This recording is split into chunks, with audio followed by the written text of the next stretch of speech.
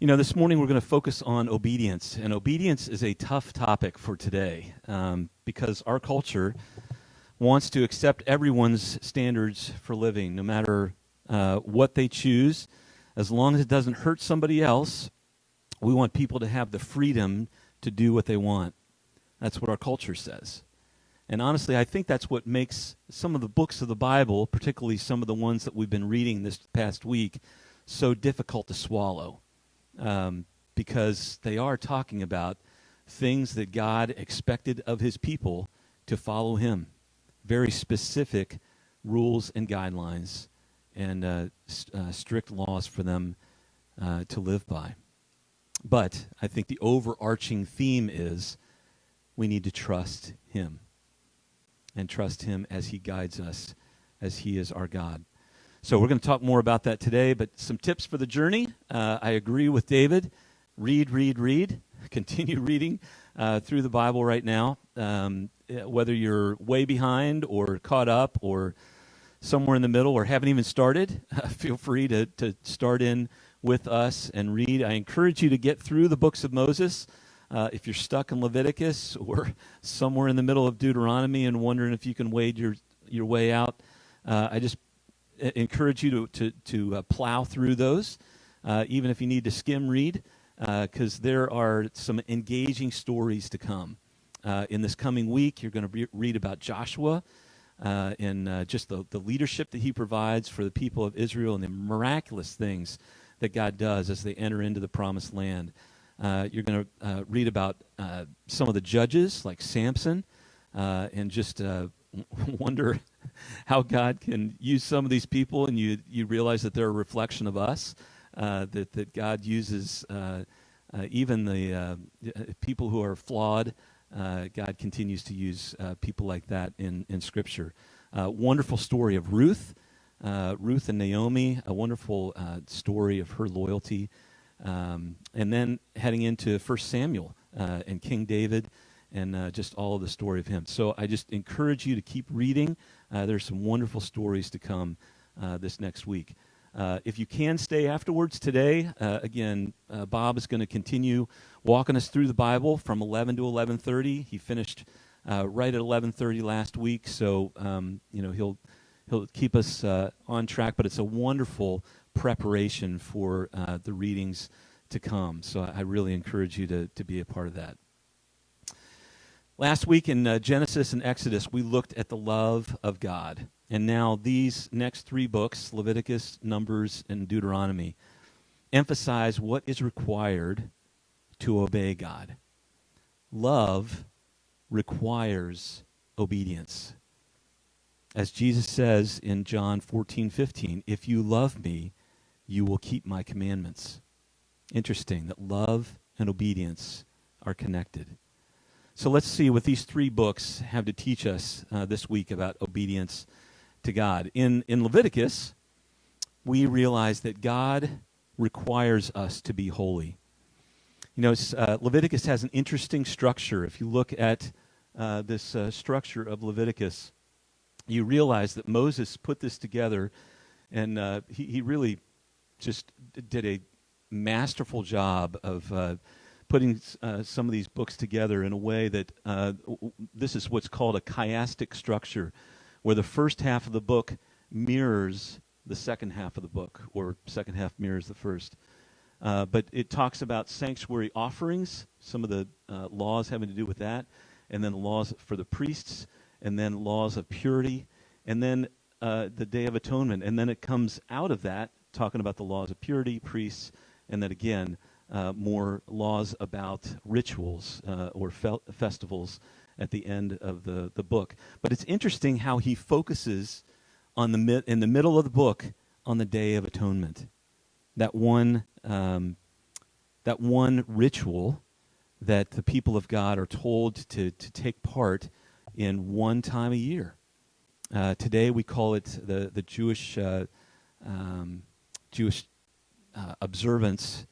Now is Yom Kippur, right? The Day of Atonement. And it's the day, as described in Leviticus, it's the holiest day of the year, and it's when the Jews ask God for the forgiveness of their sins. It's the one day out of the year that the high priest is able to enter into the Holy of Holies, and he brings an offering of a blood sacrifice and incense to God. That one day of the year. And yet all of these rituals and sacrifices had one goal in mind: to be holy. Right? There are 6 times in this book where it says, "Be holy, for I am holy." In fact, the word holy appears in Leviticus more than any other book in the Bible. It is about holiness. And why does he want us to be holy? As we talked about last week, because he wants to dwell with his people. God is holy, and he asks us to be holy so that we can dwell together again as he did with his people in the garden, right? That's his goal as he goes through the Old Testament, and ultimately when we come to that final sacrifice of Jesus, the one who is Emmanuel, God with us. So God calls us to be holy in 2 ways in this book. First, he calls us to be set apart or consecrated, right? And holy in our position before God. God wants us to consider ourselves as sacred or holy people who are called to his higher standard, to his purpose for life. And that's why the New Testament calls believers saints, right? We're called saints, which is literally holy ones, set apart for God's purposes. But how does that happen? I mean, we may look at ourselves and say, well, I certainly don't feel like a saint. I mean, if you call Mother Teresa a saint, or other saints, I don't necessarily feel like that. So how does that happen? Well, of course, it's through the blood sacrifice of Jesus, which we celebrated this morning through communion. The sacrifices of Leviticus are a foreshadowing of Jesus' ultimate sacrifice for us. Our day of atonement, right, was the crucifixion. The day of atonement that's focused on in Leviticus is pointing toward and foreshadowing that ultimate sacrifice of Jesus on the cross. And what's our evidence that that was effective?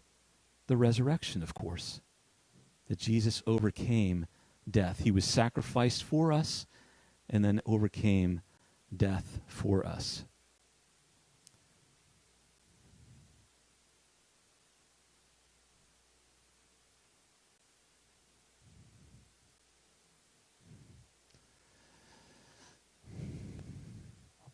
Sorry about that. Put my notes in the wrong order. One side note then, though, as we talk about Jesus' sacrifice, why do we as Christians make such a big deal about the blood of Jesus? I think it confuses those who are outside the church. We talk about we're saved by the blood. There's power in the blood. Or what can wipe away my sin? Nothing but the blood of Jesus, right? Why do we emphasize blood so much? Well, it's emphasized because of what we read in Leviticus. Leviticus gives us the answer in chapter 17, verse 11. It says, "For the life of a creature is in the blood, and I have given it to you to make atonement for yourselves on the altar. It is the blood that makes atonement for one's life." So our life is in our blood, is what this is saying, and Jesus gives us new life through his blood. God was considering the sacrifices in the Old Testament as a temporary fix, as a temporary sacrifice for the sins of the people. But Jesus made the ultimate sacrifice, giving up himself and shedding his blood for us, for our forgiveness of our sins. So then second, God calls us to be holy also in our actions, not only in our purpose, but in our actions. Be holy, for I am holy. But for us to be pure in our actions, we have to take every area of our lives and compare it to God's holiness. We need to allow God's pure moral character to intersect every thought, every action, every feeling that we have in order to be holy. God needed his people to be holy in order for him to dwell with them in the tabernacle in the midst of their camp. And that's why they could only wear clothes of one type of material. That's why they couldn't mix seeds in the ground, mix different kinds of seeds. That's why they can only eat certain types of food. That's why they had to stay pure in their relationships, because these were all symbols of purity, of holiness, of God's people as they were as God was in their midst, so that he could dwell with them. And that's why he still calls us to the high standard of living by the Ten Commandments and by those moral standards that he has in the Scriptures. I mean, think about what the world would be like if there was no stealing from anyone, if there were no murders that went on in the world, every child showing honor and respect to their parents, no cheating in marriages going on. I mean, do you see how that would make the world a better place? And that's what God was trying to create in the community of Israel. He was trying to create that kind of moral purity so that they could experience the kind of kindness and love and peace that he wanted his people to be able to have. To be able to have true shalom or peace in the world. But it has to start with a fear of God and a striving for holiness, because he is holy. He is our standard for living. That's what Leviticus is really about. And then the book of Numbers really communicates to us that God requires us to trust him. He wants our trust. He wants our belief. This book is about God's people trusting him in the midst of a land that had no resources, right? They were wandering around in a wilderness with no food, no vegetation, not much water, and they had to rely on God. Now, the book of Numbers, of course, got its name because there is a counting of God's people. They counted all the people of the tribes, and they actually did it twice. But we see the ordering of the tribes and how they're ordered around the tabernacle. You can see a picture of it here, how they were ordered around. The Levites were near the tabernacle, then all the other tribes were around the Levites, around the rest of the tabernacle. And then the other part of Numbers really focuses on the wilderness wanderings. The Israelites started in Goshen, up in Egypt, and then they moved down to Mount Sinai, where they received the Ten Commandments. They received the Levitical laws and all of that there in Mount Sinai. And then God brought them up to the desert of Paran, right? The wilderness of Paran. And that's where they sent the 12 spies into the land to survey the land. And they came back, and 2 of them, Joshua and Caleb, said, yeah, let's go get them. And, it's a wonderful land. God has given it to us. But the other 10 said, no way. Those guys are huge, and their cities are walled off. There is no way we're going in there. And so they decided not to go in.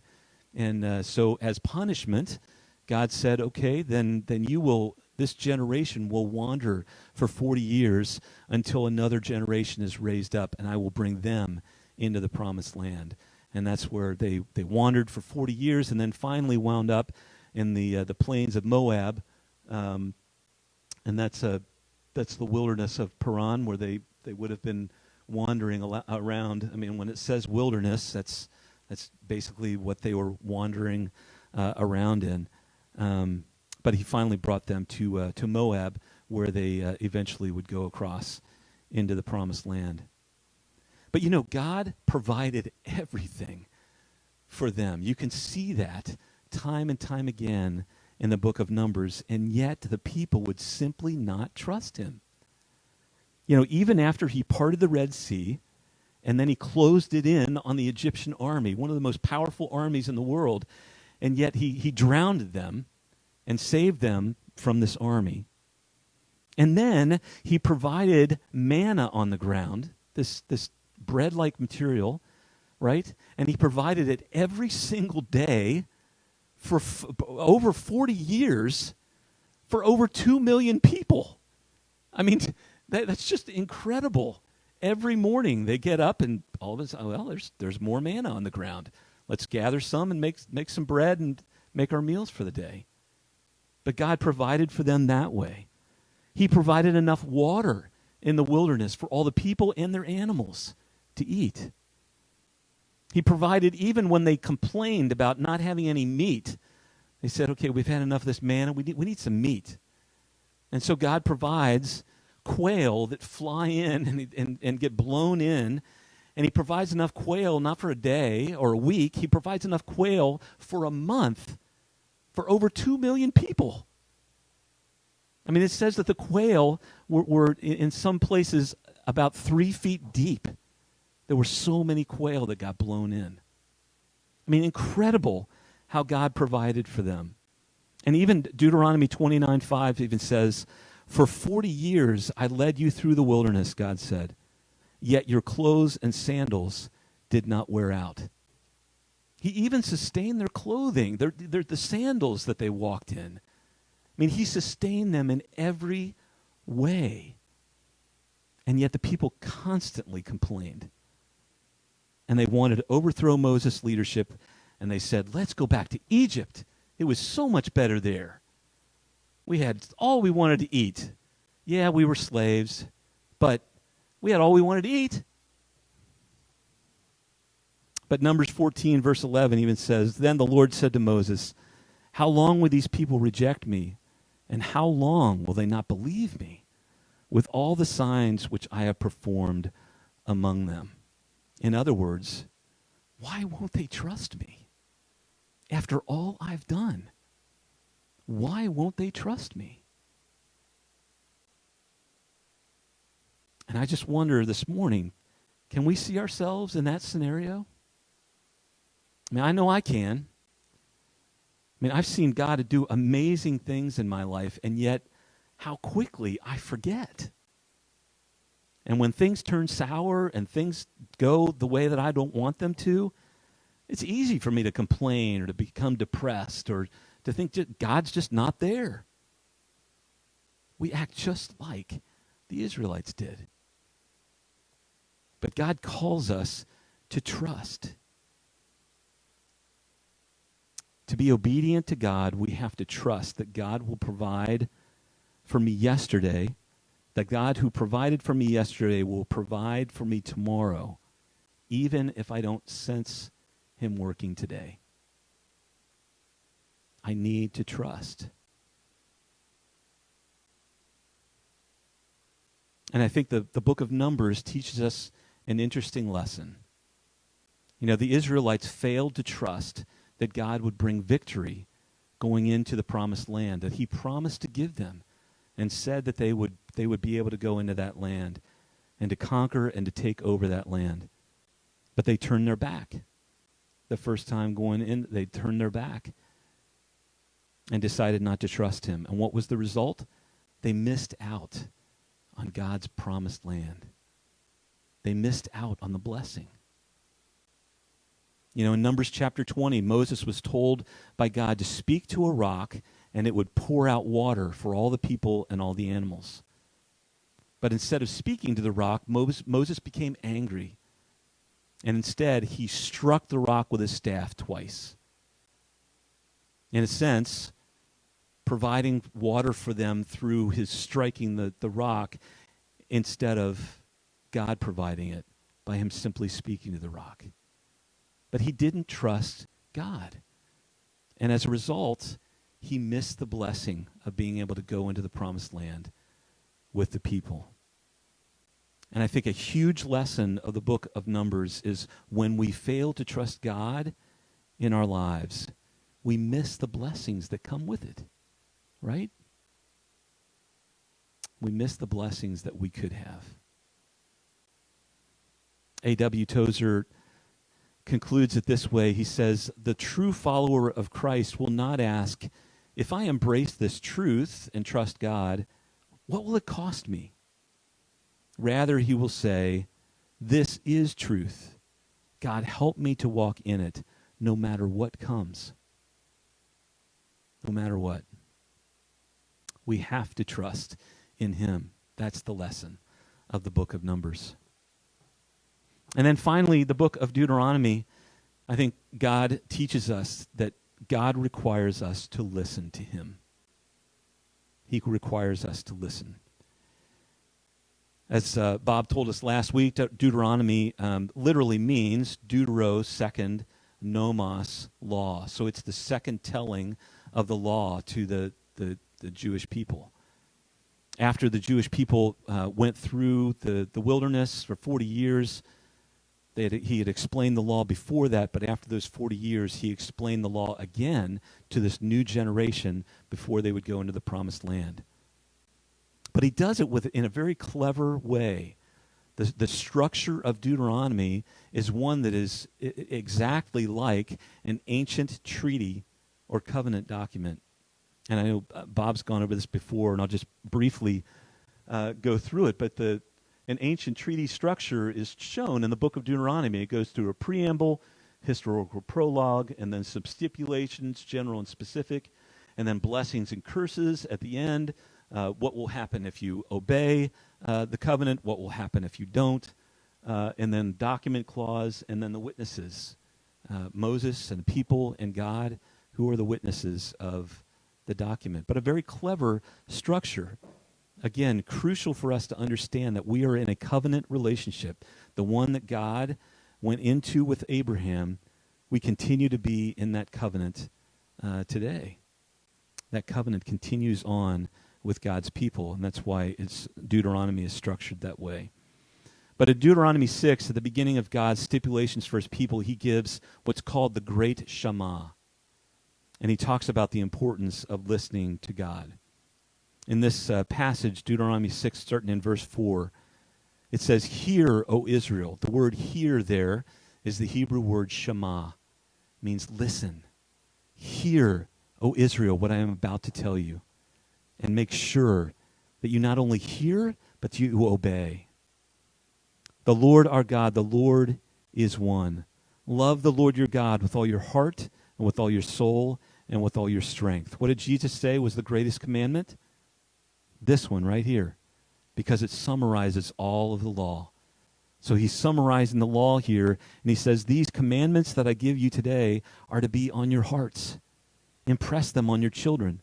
Talk about them when you sit at home and when you walk along the road and when you lie down and when you get up. Tie them as symbols on your hands and bind them on your foreheads. Write them on the door frames of your houses and on your gates. Again, this word Shema means more than just hearing words in your ears. It means hearing to the point of acting on what you've heard. Biblical listening will always lead to obedience to God. And God promises great blessings to his people if only we will listen and act. So how does he encourage us to make sure that we listen well to these commands that he gives us? Well, he goes through this, and this is my paraphrase, but he says, put these words I am telling you on your hands, on your forehead. Paste it on there if you need to in order to remember it. Put them on your refrigerator, your shaving mirror. Those things are just kind of in the sidebar, I think. But he says, put them on your doorpost, on your donkey's head when you're riding him, or for us, put them in your car. I mean, you get the idea. Put them everywhere, right? He's saying, make sure that you put these words everywhere so you don't forget. And more, he says, make sure that you talk about these words that I'm giving you when you get up and when you go to bed and when you're doing errands and when you're at work. I mean, in other words, all the time. Make sure that you're talking about these words all the time so that you don't forget. The only way that we'll make sure that we don't forget is to turn our listening into actions. He wants us to not forget, and to not forget teaching these to our children and to the next generation, to make sure that the next generation knows these laws also. So crucial. He knows that these laws could be one generation long. If we don't teach them to our children and the next generation, they'll be gone. And so it's a crucial beginning to all of the laws that come afterwards. God says, listen, hear these words, and respond. You know, what this says is repeated again in the New Testament. It's so important that James, in chapter 1 of James, repeats this again when he says, do not merely listen to the word and so deceive yourselves. Do what it says. Whoever looks intently into the perfect law that gives freedom and continues in it, not forgetting what they have heard, but doing it, they will be blessed. There's that word again. They will be blessed in what they do. I mean, it's pretty simple. Listen to God's word and do what it says.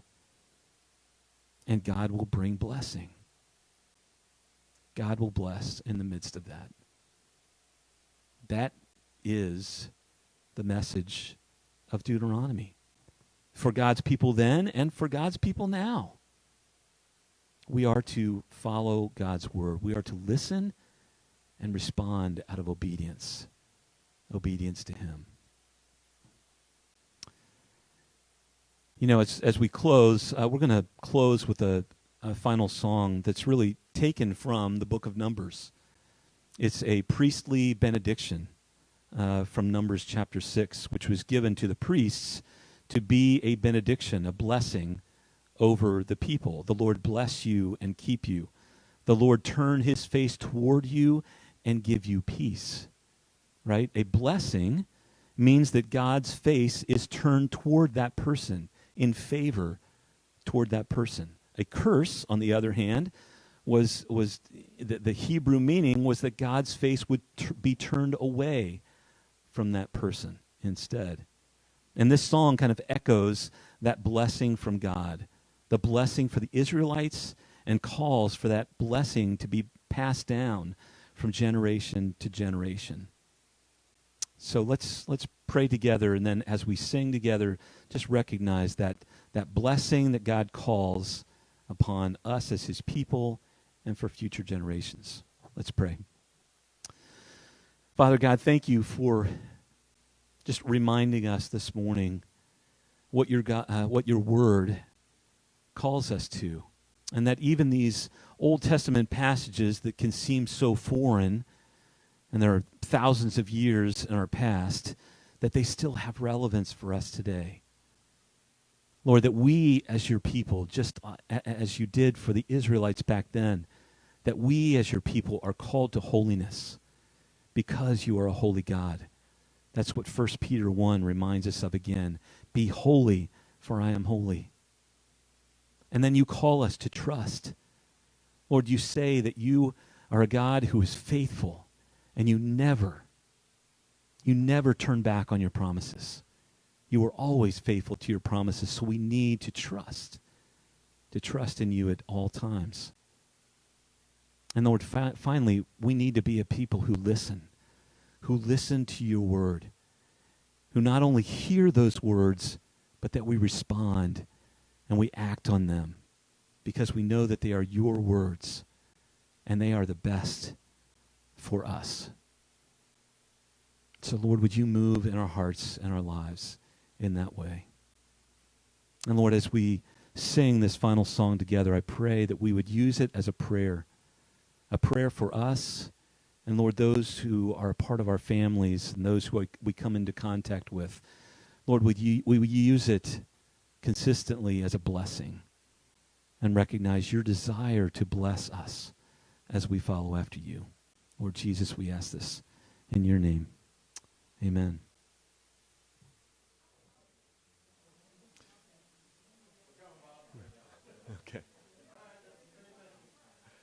Okay, well, good. So, as we said, we have been finishing the 5 books of Moses, the Pentateuch. So the way that I've been trying to have this time after set up is I was, as you saw last week, trying to go back and reflect a little bit on the previous week's reading, just to look perhaps at some of the literary connections that might not be so clear at the first reading. And I think that's particularly so when you look at Genesis, how, why is it that Moses included those the stories that he did in the first 11 chapters? Well, certainly he wanted to share history, but he also had some other purposes in mind. Why did Moses include the stories that he did? Many, many stories could be included, but obviously he included them not only to give history, but for additional purposes, and really to meet the needs of his hearers. So as we look again at the Bible bookcase, so this week, we've been finishing up the Torah, the 5 books of Moses here with Deuteronomy. And just to keep the trajectory in terms of, this just helps me as far as big picture. What's going on in Genesis through Deuteronomy is we've got, of course, in the book of Genesis, we have the creation, we have the origin of the universe, we have the origin of the other nations, and then the origin of Israel. And we have Abraham who leaves his homeland and travels to Canaan and Egypt and to Canaan. And then we have, as we move into the time of slavery and the Exodus, we have the people, of course, leave Egypt and they head down towards, and of course, this is in the promise of the covenant, the promise of heading ultimately to the promised land, that land of Canaan that had been promised to Abraham at a time when Abraham was traveling through there, but he said, this is not going to be given to you for over 400 years. Part of the reasoning there was that the people of the land had not filled out the sin, their rebellion, to the point where God would eject them from the land. But 400 years later, God would give them the land. Of course, during that time, we had the people in slavery in Egypt.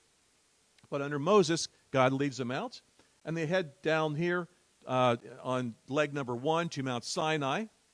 And really, that's what the book of Exodus. It's the traveling from Egypt in the Exodus down to Mount Sinai there in the giving of the 10 Commandments. And that's where, and we have the description there in Exodus in great detail of the tabernacle that God would have them build, which would be the place where he would meet with them as they traveled from Mount Sinai to the Promised Land. And it talks about the construction of that tabernacle there. So remember, in Exodus, we have, again, the traveling to Mount Sinai, and then we have descriptions of God's covenant, God as covenant lawgiver, and then the place of worship as a tabernacle. Then in Leviticus, we don't have any kind of historical progression. It's a collection of Levitical laws, as Todd described this morning. Then in Numbers, we now move from Mount Sinai toward the Promised Land. Of course, they go in, they're fearful, they don't enter the first time as God had commanded.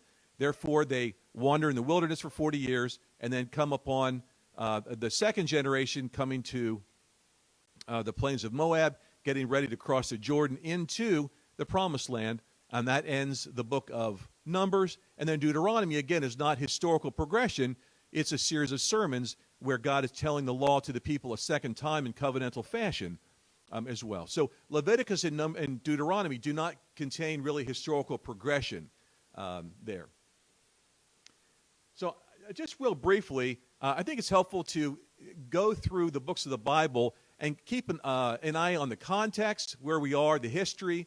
And so I just thought as an exercise, we would do that each week briefly. So the 5 books of Moses, the Torah, the law here. And remember, this is very important because the Old Testament and the New Testament will constantly reflect back on the covenant that God established here in the Torah. So we have, of course, you just think in your mind, or, well, say it out with me. What's the first book? Genesis, Leviticus, Numbers, Deuteronomy. And then we have now the fulfillment of the promise of the covenant as they enter into the Promised Land. And what is the book that tells us of them entering into the Promised Land? Joshua. Right. Then we have a book that follows talking about how there is now a certain order of leadership in the Israelite people, and that of the judges. And then there's a story there, a story during the time of Judges dealing with kinsman redeemer, and that being Ruth. Okay. And then we enter into the time of the ascendancy of the kings as started in 1 Samuel. That's right. And 2 Samuel. Good. So, again, if you keep in your mind the historical progression, I think that'll lead you through the books there as well. So, anyway, we'll just kind of do that over and over again. And again, rather than just memorizing the books, if you remember the history, that'll tell you, oh, that's got to come next. Obviously, Judges has got to come before Samuel, because Samuel talks about Saul and David and the kings, and the Judges came before that. Okay. So remember, Moses, and again, I wanted to reflect back a bit on the previous week, looking at a little more detail, maybe some connections there, and then for us to forecast the coming weeks, our coming week, but in a little bit of detail. Just get an outline, and then as I don't want to go into too much detail because we're going to be looking at that and read it for yourself, and then we'll reflect a little bit back next week. So again, the books of Moses were written by Moses to the second generation here, the people who are getting ready to enter into the promised land. And so here's a recounting of all this history for their ears and to meet the purposes that they have. And that includes them understanding their origins, understanding their relationships to surrounding nations, understanding why they are where they are, understanding the covenant, understanding how they're going to be an army, how they're going to deal with managing this big tabernacle.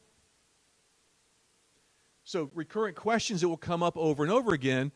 The first generation Israelites question, should we have left Egypt? We want to go back.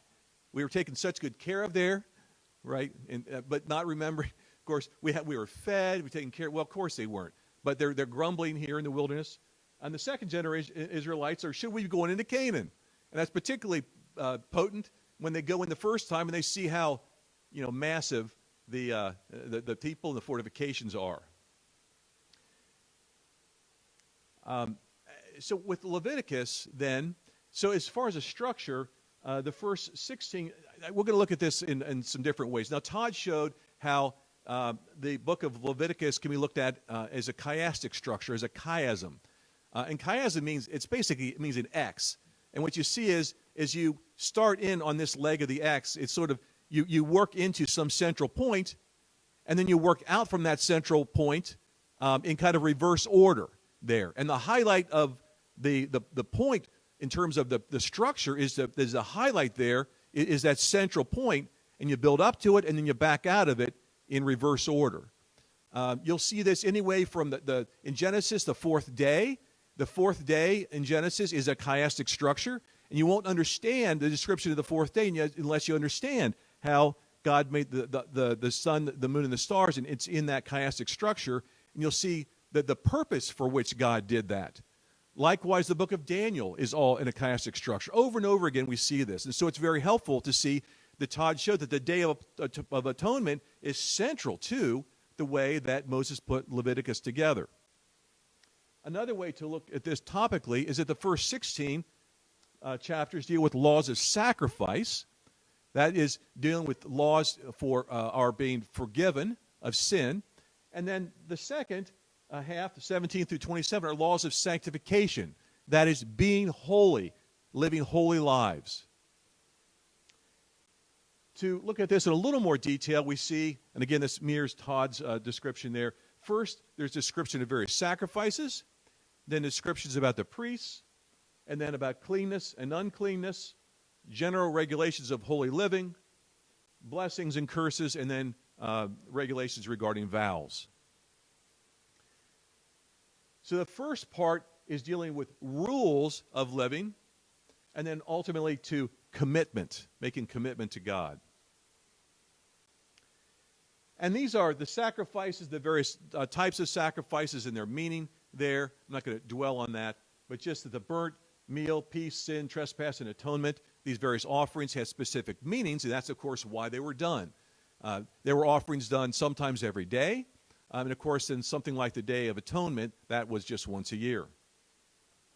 But, for instance, in chapter 4 and 5, the difference between a sin offering and a trespass offering is the sin offering was for intentional sins, and the trespass were for unintentional sins. So if someone did something unintentionally, but they still broke the law there, and that might be analogous to the difference between murder and manslaughter, for instance, then there was a different sacrificial system to deal with that.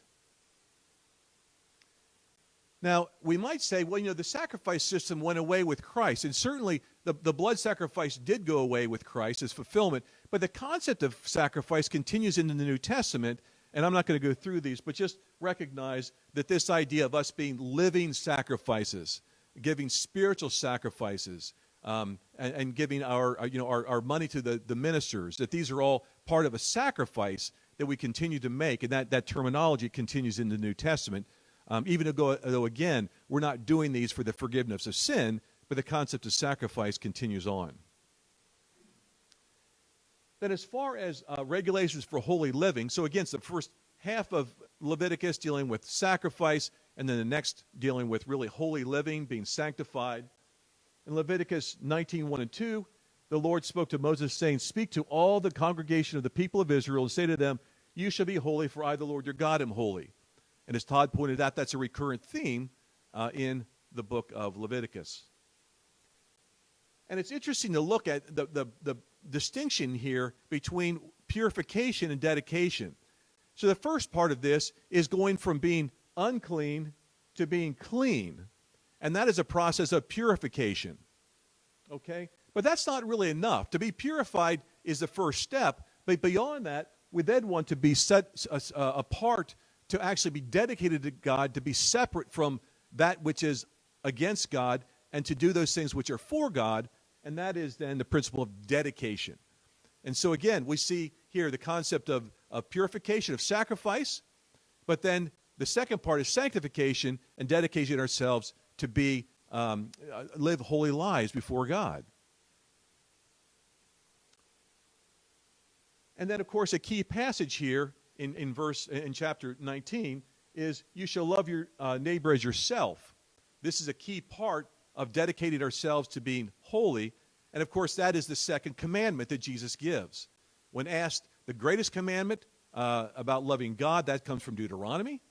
And then the second is like it, you shall love your neighbor as yourself. That comes from Leviticus. So let's make sure we understand that those statements there that Jesus made come out of the Old Testament. They're not something new that Jesus was coming up with. Okay, and then, of course, the importance of blessings and curses.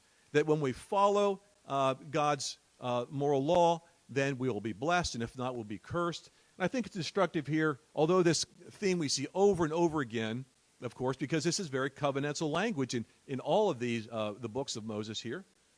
You shall therefore keep all my statutes and all my rules and do them, that the land where I am bringing you to live may not vomit you out. So it's important to see that there are consequences, that God's promises are sure, but whether or not how it will be fulfilled is going to be based on people's obedience. And if one obeys God, then they have the inheritance of the promised land. But if they disobey, the curse is to be ejected from the promised land. And we see that, of course, happen in the future during the exile. But also he says, and you shall not walk in the customs of the nation that I am driving out before you, for they did all these things, and therefore I detested them. So this goes back to the idea of when God said to Abraham, the Amorites, the people of the land, have not fulfilled their sin against me. And it's going to be over 400 years before that happens. And then what does God do? He ejects them from the land. And so there's a part of this process where God's people are going in to inherit the land, but there's part of the process where God is ejecting the other people because of their sin before them. And the other part is remember, what that means is God holds the Canaanites to the same moral standards as he holds the Israelites.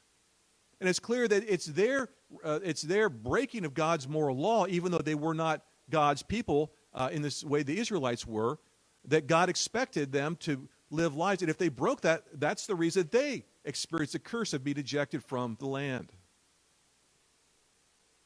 Okay, on into Numbers now. So Numbers, again, is an outline. We can look at it as the first 10 chapters, is the numbering of and the constitution of the first generation army. Then we have the march toward the promised land. And then finally we have the constitution of the second generation army. There. Another way to look at this is that those first two sections are really the death of the old generation of rebellion, the generation that would not go into the promised land. And then, secondly, the rise of the new generation of hope, that generation who are really hearing this material again from Moses as they're preparing to enter into the promised land. As Todd mentioned then, we have the numbering. So it's important that we have here not only a description as we had in Exodus of how the tabernacle should be constructed, but now how are the people going to be organized? We have the 12 tribes of Israel, and God very specifically tells them how they're going to be arranged around the tabernacle. He also tells them where you can see there, so each of the 12 tribes and their numbers there very carefully laid out, and their sides. Then inside you've got the tribes of Levi, who would be the ones who would be the priests. Remember, they don't get an inheritance in the land. They are to serve in the tabernacle there, and so they're closest around the tabernacle. And then on the east side, the entrance is Moses and Aaron, and they're the ones who are guarding the entrance of the tabernacle. Okay? Good. And so this is the way they're going to set up, and then when they break camp, they all go out, and then, of course, they come back, and this is the way they camp in the wilderness. Just a more pictorial view there. Be pretty cool coming up on. It'd be a little intimidating if you came on this and saw it over over a hillside. You decide, well, maybe we won't go and try to steal their gold. Here's a tabernacle. So the other piece of this is, of course, as they prepare to go and leave, their Mount Sinai, but every time they pick up, the priests have got to go and pack all this stuff up. It's a lot there. I mean, a lot of everything from pegs and connectors to these big sheets and tarps to the Holy of Holies, the Ark of the Covenant. And so Aaron and the priests have got to go pack all this stuff up, and then the different tribes are given responsibilities for how they're going to carry these things as they travel miles and miles. And we see that the tribes then give horses and give wagons to help carry these things. So again, this is the inner parts, just the various components of the tabernacle. Some of you remember a few years ago, Jamie and I set up a tabernacle in a big tent, kind of a little bit of a miniaturized version, but one you could walk through in the social hall. And so again, we have them going to the promised land, as Todd said. They have Joshua, Caleb, and another member from each of the tribes go into the promised land. They get scared because of the fortifications. As I said last week, one of the reasons that Moses included the Tower of Babel story was because to show that despite these people coming together and thinking they could reach God, God confused the languages. God is in control and defeated them. Likewise, God could defeat the Canaanites at this point, even though they were considered giants in the land and were like grasshoppers. But the people didn't believe them. Joshua and Caleb wanted to go in, and the people decided, no, we're not going to go in. And so then we had the curse of the 40-year wandering and the death of that first generation. Now moving on to Deuteronomy. And a way we could look at this is it's really a series of 3 sermons and then an addendum. First, what God has done in the past. Secondly, what God expects. And then what God will do in the future. And then a bit of an addendum. Now, it's also interesting to look at this in covenantal fashion, and Todd again showed that this morning. We know quite a bit about ancient Near Eastern covenants since several decades ago in the mid-1900s. We actually took a big step forward in our understanding of how Moses put this together, because we now understand ancient Near Eastern treaty covenants much better because of some of these discoveries that we've made archaeologically. But a covenant typically has these components: some sort of preamble, then some historical prologue, such as this is what God's done in the past, how he's been faithful to the people. And this could also be a great king coming to a smaller king and saying, look, I've been a great king, and I've been able to defeat these armies, and look, if you come and join us, then I'll take care of you as well if you'll dedicate yourself to us. So this was the general structure of any of the Hittite treaties or any of the, again, other types of treaties between the nations or the kings. Then you had stipulations. These are the principles. This is what your obligation is. This is what my obligation is in this covenant treaty. Then blessings are, if you fulfill the obligations, the stipulations, these are the blessings you'll receive. If you don't, these are the curses which will occur. And again, this could be like the great king says, the blessing would be if you keep up your part of the bargain, I'll come. If someone comes and attacks you, all our armies will come and defend you. But if you break the covenant, then not only will we not come defend you, but we'll come and crush you. Something like that. Then you might have a list of witnesses, documentation, and of course, with Moses, it was the Ten Commandments, and then additional documentation in these books he's writing, and then a covenant meal, like we have in Exodus 24, the covenant meal that Moses and the 70 have in celebrating the onset of this covenant that has been established with Israel, between God and Israel. And so now we can look at the outline of Deuteronomy, that first sermon is actually a preamble and historical prologue. So the first sermon is the first part of that covenant. The second sermon deals with the stipulations and the commandments. And then the third sermon deals with the blessings and the curses. So you can see, and then ultimately the addendum is the covenant succession, who will be taking over in the future here. So you see that the whole book of Deuteronomy is set up as a covenant. Here's just other examples of an Exodus, Deuteronomy as well as Joshua. We have this covenantal structure laid out. In fact, if we think about the 5 books of Moses, you think about, as far as prologue there, Genesis is a prologue of what God did he created the universe, he created the nations, he created Israel as a background, and then we have, of course, in Exodus and Leviticus, we've got the law, the stipulations there, and then we have a description of the blessings and curses there. So you can see how the whole 5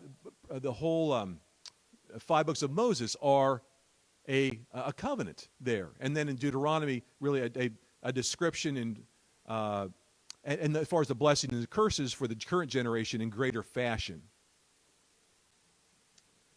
Okay, as far as a covenant, I think it's important to recognize that the difference between a gracious covenant and a legalistic covenant. So God's covenant was such that he reached out to humanity and established this relationship, this covenant. And he has the stipulations where if we obey, we'll be blessed, and if we disobey, we'll be cursed, but the covenant continues regardless. In other words, the covenant, God takes on himself. Remember the walking through the trail of blood, the smoking pot, the flaming torch. God takes on himself the responsibility of keeping the covenant going and of fulfilling the promises, but along the way, the people will experience blessings or curses based on their obedience. That's a gracious covenant. God provides the promises as a free gift, but how they're fulfilled is going to be how they dependent upon their obedience. This is in contrast to a legalistic covenant where the disobedience can actually result in separation.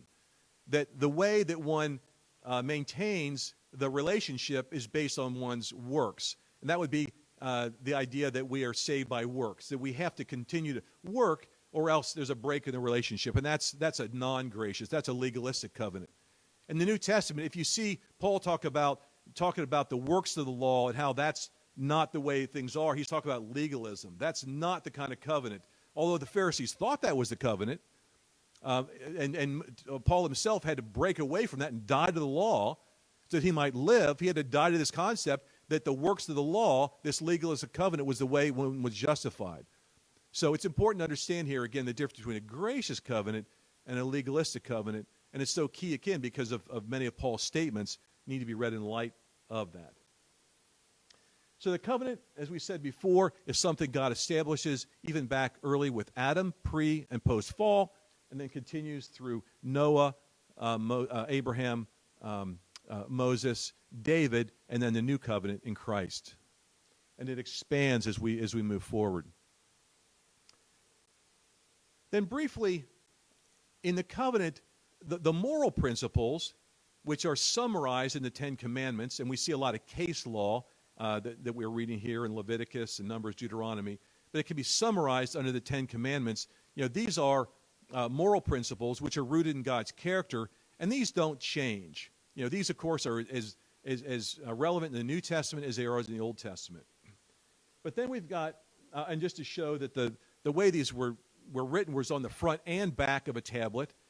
And so the reason there were two tablets was there was one for each party in the relationship. So this actually shows you that there were all 10 commandments on both tablets. And again, they were written on the front and the back. And then there was a ceremonial law, that dealing with the priest, that dealing with the sacrificial system, with the tabernacle system, and ultimately the temple system, that dealing with the sacrifice and the Day of Atonement. And of course, all of this is going to pass away because this is all fulfilled in Christ. So we no longer do any of these things because Christ, as our high priest, is the one who's done away with all these things. Then, likewise, there were these laws of clean and unclean food as far as how you make your clothes. You don't mix fibers. When you plant, you don't mix beans and such. And these are done to say that you are to live pure and holy lives and are not supposed to live lives like the Gentiles. You're not supposed to be like the Egyptians, the Canaanites. You're supposed to be like holy people. And therefore, these are constant reminders of that. And these also, of course, went away in the New Testament when we had the breakdown with this between the Jews and the Gentiles. I wanted to just point out here's one example what we see in the New Testament, Colossians 2. Therefore, let no one pass judgment on you in questions of food and drink, or with regard to a festival, or a new moon, or a Sabbath. These are a shadow of the things to come, but the substance belongs to Christ. And so I wanted to show here that one of the questions that came up was regarding festivals, and here I think is an example of where the festivals, whether it's a festival or the new moon, these are things which were considered to be past, such as the day of the Passover, the first fruits, the Feast of Weeks, all those have been fulfilled already. And then we've got, as far as the additional feasts, such as dealing with booths and with the trumpets, that's being fulfilled in Christ right now. So these are the reasons that we don't follow these now. And even though in the Old Testament it said these will be established forever, we have to understand that when forever is used, it's often used as to mean ongoing duration. It doesn't mean unending. So like in Daniel chapter 6, it talks about the King Darius would be a king forever. Well, he's not going to be unending. What it means is of long duration, of continuous long duration. And so, again, we have to be careful that sometimes the concept there, again, of feast be forever doesn't mean unending. It just means a continuous until the New Testament came. And then we see that was done away with. The importance there, of course, of teaching our children these principles, the importance of circumcising your heart, that circumcision was not just a physical act, but something that was of dedicating one's heart to the covenant. And then this is, and I knew we were going to run a little short, but just I want to read the last sentence here. How remarkable it is that a great God would stoop not only to create finite analogies of himself, kind of an interesting idea, create analogies, finite analogies of himself, but that he would condescend still further to establish a partnership with them, commissioning them to exercise his own righteous and generous reign over the rest of creation. It's pretty amazing when we think about that. Okay, so what we're going to see coming up here as we move into Joshua, Judges, and Samuel there is we're going to see ascendancy as we move now from, we're going to occupy the land. There's going to be battles here. In Joshua, there's going to be battles throughout the land to occupy the land. And then we're going to have the people, they're going to be taken up, the 12 tribes are going to be taken up locations throughout the land there. You can see some get a lot of land, some get a little land. That's going to lead to some strife at times. But we have occupation of the land here. Then in Judges, we'll have the rulership by different judges. And we've got this occurring between the death of Joshua and the time of the kings. That's when judges will be reigning, of course. And we'll see the cycle of Judges there. Just look that basically Israel will serve God, then they'll fall away. They'll be in crisis. They'll call out for deliverance, and God will give them a judge to provide for the deliverance. And we'll see that this cycle continues over and over again throughout the book of Judges. Then we've got Ruth and this idea of a kinsman redeemer with Boaz and with Ruth. And we'll talk a little bit about that next time. And then in Samuel and Kings, we'll see the moving towards the king in Israel, Saul and David. And ultimately, why the exile happened. So this is looking at why will we ultimately get ejected, but that's in the future. Right now, we're on ascendancy to the monarchy and the fulfillment of the covenant promise. Okay. Okay. Thanks. I hope that was helpful.